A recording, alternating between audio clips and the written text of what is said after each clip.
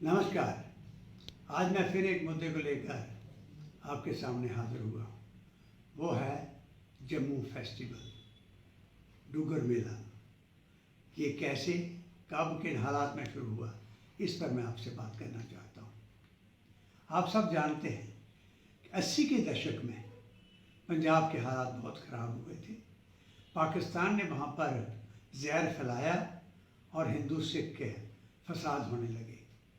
और ख़ासकर 1984 में जब उस वक़्त की प्रधानमंत्री श्रीमती इंदिरा गांधी का वध हुआ और हालात यहाँ बहुत बिगड़ गए। पंजाब के अंदर तो हालात ख़राब हुए, पूरे देश के अंदर हुए। और उसकी चिंगारियाँ जो हैं वो इस भाईचारे वाले जम्मू सूबे के ऊपर भी पड़ने लगी। और उस वक्त हमें चिंता हुई कि कहीं ये ऐसा गज़ब का हमारा ये प्रांत, ये जम्मू सूबा, ये डुग्गर प्रदेश, कहीं इसके अंदर जहर ना फैल जाए। तो उस वक़्त के बड़े अच्छे बुज़ुर्ग जिनको हमने इकट्ठे किया, उनको रिक्वेस्ट की और मिल के एक जम्मू पीस काउंसिल बनाई।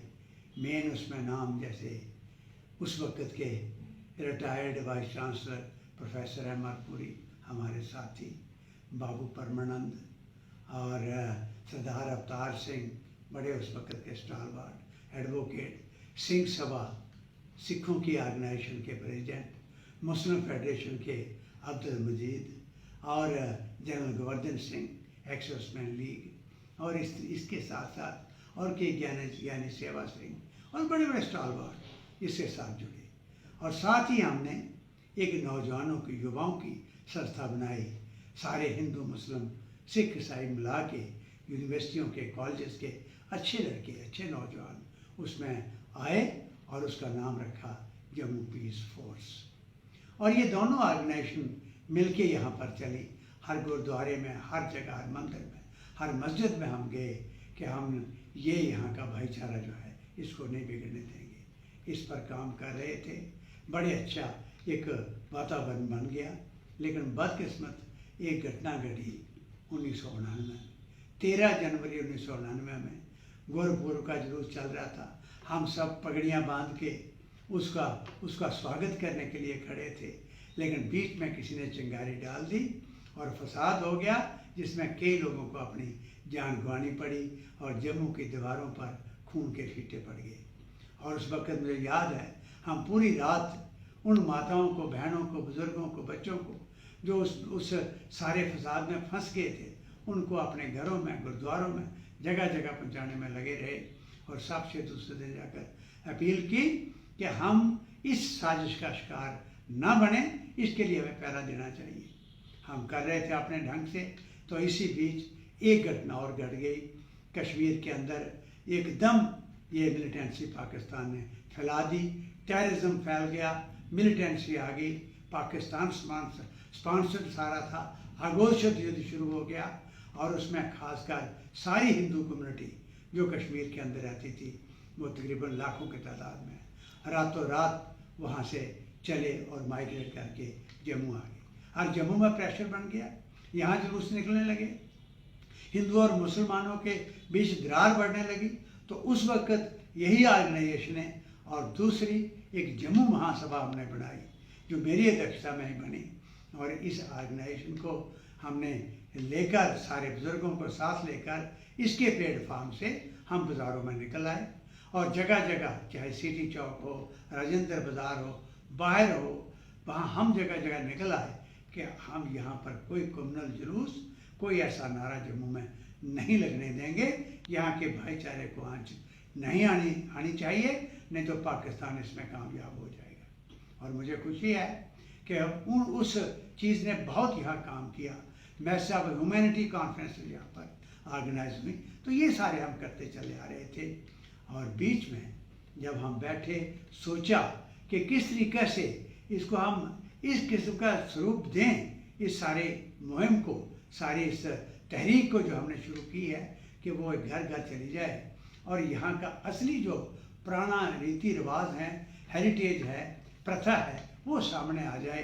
तो उसके लिए सब ने फैसला किया कि हमने यहाँ पर वो कहानी, जिस कहानी के आधार पर जम्मू, खासकर जम्मू शहर जहाँ बसा है उसको हम जिंदा करें। तो हमने ये देखा, वही कहानी याद की कि राजा जाम्बू लोचन यहाँ शिकार खेलने आए थे, और जब वो यहाँ पर पहुँचे, इसी जगह पर यहाँ जम्मू बसा है, तो यहाँ पहाड़ी पर उन्होंने एक तालाब के घाट पर एक शेर और बकरी को इकट्ठे पानी पीते देखा। तो उन्होंने कहा कि इससे ज़्यादा पवित्र स्थान कोई नहीं हो सकता, यहाँ एक बहुत गजब का हम एक स्थान बनाएं, एक शहर बसाएं।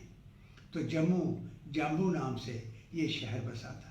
हमने कहा उस कहानी को याद करें, हम ये बताएं लोगों को कि यहाँ का भाईचारा तो इस किस्म का, इस कदरों पर शहर बसा हुआ है। यहाँ तो शेर और बकरी भी इकट्ठे पानी पीते थे, जो एक अद्भुत चीज़ है। तो उसी कहानी को याद करते हुए हम ये प्रपोजल लेकर उस वक़्त के governor general K V. Krishna Rao ji के पास गए। हमने कहा कि ये पहाड़ी हम सामने जो रणबीश्वर मंदिर के है, यहाँ हम राजा जाम्बू लोचन की उस कहानी को जिंदा करें, जिन कदरों पर ये शहर बसा है। तो उनका बुत बनवाया, शेर और बकरी का बुत बनवाया, वो तालाब का पूरी वो दृश्य पूरा सामने लाया, और यहाँ उनकी कहानी लिखी गई।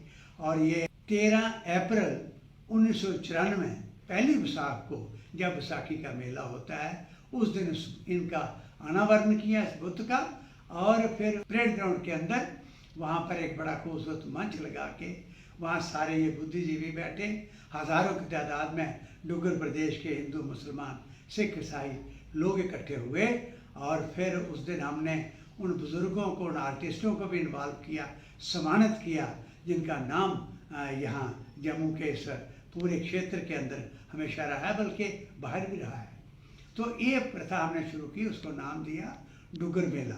भांगड़े यहाँ पर चलते रहे, और फिर दूसरे साल से 1995 से ये डुग्गर मेले के नाम से बाकायदा हर साल का ये फंक्शन बन गया। अब चलते चलते लेकिन नई गवर्नमेंट आ गई, और जब नई गवर्नमेंट आई तो उस वक़्त फारूक साहब की पार्टी और बाकी लोगों ने मुझे सपोर्ट किया, और मैं एक आज़ाद एक उम्मीदवार के तौर पर लेजिस्लेटिव काउंसिल में जीत के आ गया और काउंसिल में आया।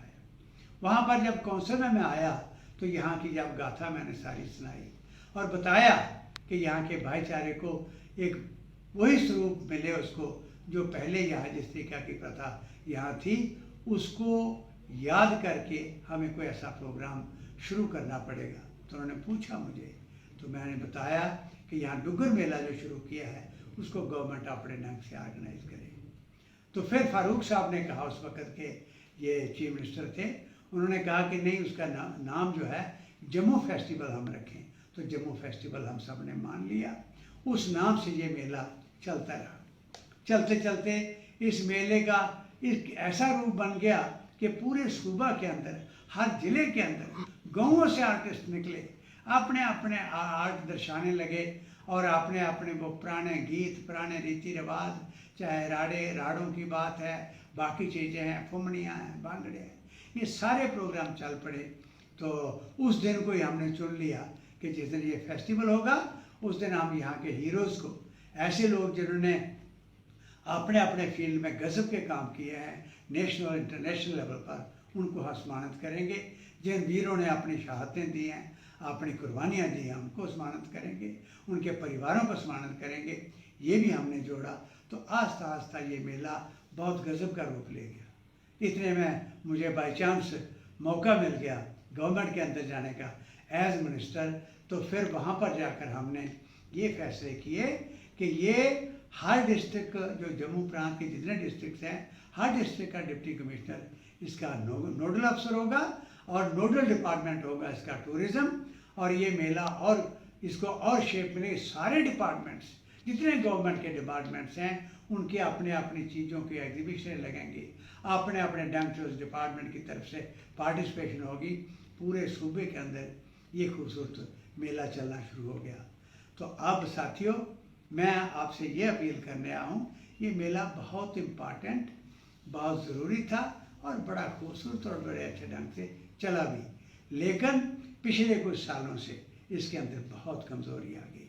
मुझे अफसोस है कि हमारे सियासतदानों को, जो बाद में सक्सेसफुल गवर्नमेंट्स आई, उन सियासतदानों ने पता नहीं क्या बात थी, क्यों उनमें वो समझ नहीं सके इसे, या तो उनको पता नहीं इसका महत्व, इस फेस्टिवल का असर, या इस फेस्टिवल को अपनी पुरानी जो जितनी प्रथाएं हैं, हेरिटेज है, हमारा आर्ट है, उसके साथ अगली पीढ़ी को जोड़ने की बात थी। चाहे वो उनको ये समझ नहीं, और या उनका ये टेस्ट नहीं था, वो इसको संभाल नहीं सके। आस्ता आस्ता ये ख़त्म हो गया।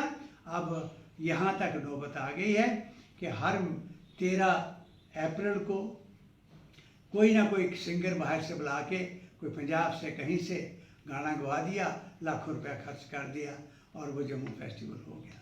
मैं आपसे अपील करना चाहता हूँ, इस गज़ब की चीज़ को, इस फेस्टिवल को हमने मरने नहीं देना है। इसको और शानदार ढंग से चलाना है। अगर ये गवर्नमेंट नहीं चला सकती, हम इकट्ठे होकर चलाएं। और जो सियासतदान इसमें अपना योगदान नहीं देता, उससे हम हिसाब पूछें, क्योंकि अपनी उस गौरवमयी चीज़ों को जो हमारे बुज़ुर्गों ने किस किस्म के काम किए हैं, या कैसी प्रथा यहाँ की रही है, उसको अगली पीढ़ी के साथ जोड़ना बहुत ज़रूरी है।